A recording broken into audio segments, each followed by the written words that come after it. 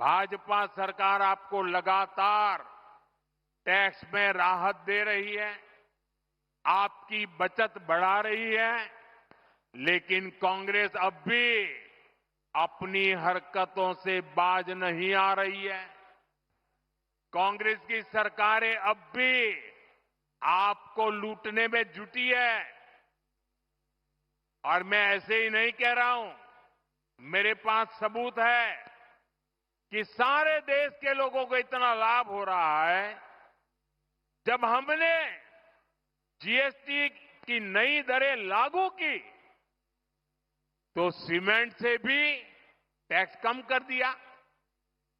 हमारा मकसद यही था कि लोगों को अपना घर बनाने में, घर की मरम्मत कराने में सीमेंट सस्ता होने से कम पैसा खर्चना पड़े।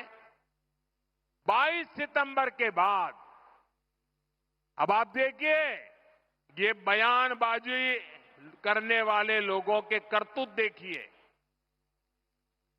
हिमाचल में कांग्रेस की सरकार है, भांति भांति की हमको गालियां देने की कांग्रेस को आदत पड़ गई है।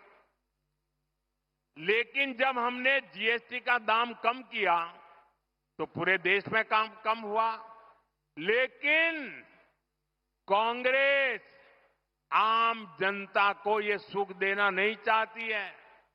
पहले जब हमने डीजल पेट्रोल में पैसा कम किया था तो जहां जहां कांग्रेस की सरकारें थी, उन्होंने ऊपर से दूसरा टैक्स लगा करके उतना ही दाम रहने दिया और खुद तिजोरी भर करके लूट का रास्ता खोल दिया। ऐसा ही हिमाचल में कांग्रेस सरकार ने, जब हमारी सरकार ने सीमेंट का पैसा कम किया तो उन्होंने अपना एक नया ही टैक्स लगा दिया।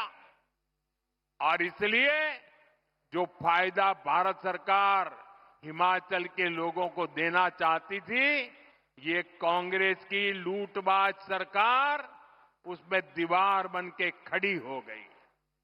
इसलिए मैं कहता हूं, कांग्रेस की सरकार जहां भी रहेगी वहां लोगों को लूटेगी। इसलिए देश के लोगों को कांग्रेस से सावधान रहना ही है और उसके साथियों से भी बच के रहना है।